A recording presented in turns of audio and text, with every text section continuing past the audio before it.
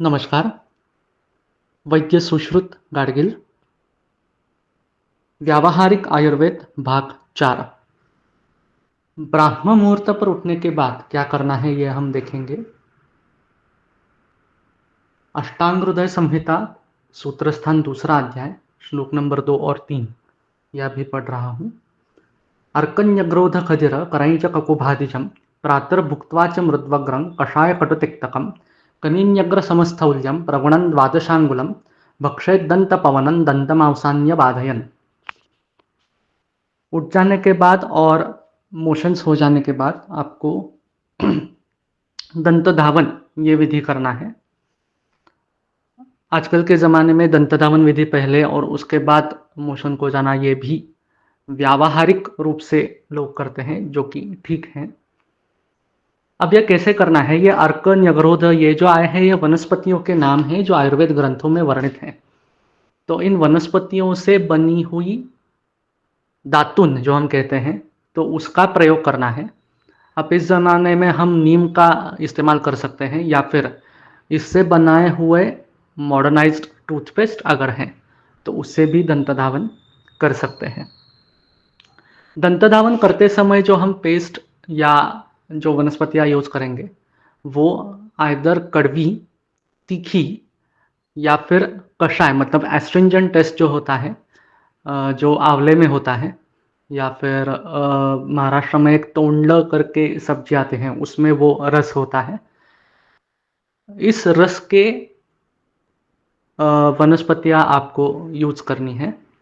इसमें मधुर मतलब स्वीट रस की, खट्टी और लवण नमक वाले टूथपेस्ट नहीं यूज करने.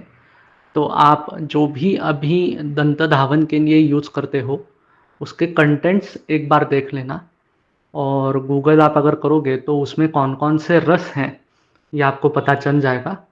तो इस हिसाब से आप कौन सा यूज कर रहे हो और कौन सा यूज करना चाहिए ये आपको अपने आप में समझ में आ जाएगा. आपके दांत के मसूड़े जो हैं उनमें उनको बाधा न लाते हुए, उनको कुछ तकलीफ ना पहुंचे, ये ऐसे करते हुए आपको दंत धावन करना है. इसमें मॉडर्न डेंटिस्ट्री जो है उनका एक कहना है कि जो भी दंत धावन के लिए आप यूज करते हो उसमें फोम आना चाहिए या फिर झाग निकलना चाहिए. अगर झाग निकलता है तो उससे डेंटल क्लीनिंग जो है वो अच्छी तरीके से हो जाता है. आयुर्वेद में इसके लिए सुश्रुत संहिता चिकित्सा स्थान 24 अध्याय 24वां अध्याय, इसमें जो वनस्पति जो चूर्ण है उसके साथ शहद का जिक्र उन्होंने किया है. तो अगर आप शहद ऐसे भी लोगे और पानी में थोड़ा मसलोगे तो उससे झाग निकलता है. तो ये आप मिलाकर यूज कर सकते हैं जिससे कि आपके दांत स्वच्छ हो सके. ये दंत धावन का हुआ जो आपको प्रातः करना है. और भुक्त्वा मतलब जो भी आप खाओगे कभी भी उसके बाद. अब आयुर्वेद में खाने का जो विधि बताया है भोजन का, वो दिन में 2 काल ही आपको भोजन सेवन करना है. उसके बाद अगर आपको आपका मतलब व्यावहारिक रूप से जो भी मसल बिल्डिंग अप का काम है, हेवी वर्क अगर आपका है तो आप तीसरी बार खाना खा सकते हैं. ब्रेकफास्ट ये जो कंसेप्ट है ये पाश्चात्य देशों से भारत में आई है. हमारे यहाँ ऐसा पहले कुछ नहीं था. तो आइडियली 2 बार, अगर हेवी वर्क है तो 3 बार आप खाना खा सकते हैं. उसके बीच बीच में जो खाना आप खाते हो उसे आयुर्वेद में विषमासन ये संज्ञा है, और ये करने से बार बार अजीर्ण होता है, अपचन होता है, जो अनेक रोगों का कारण है.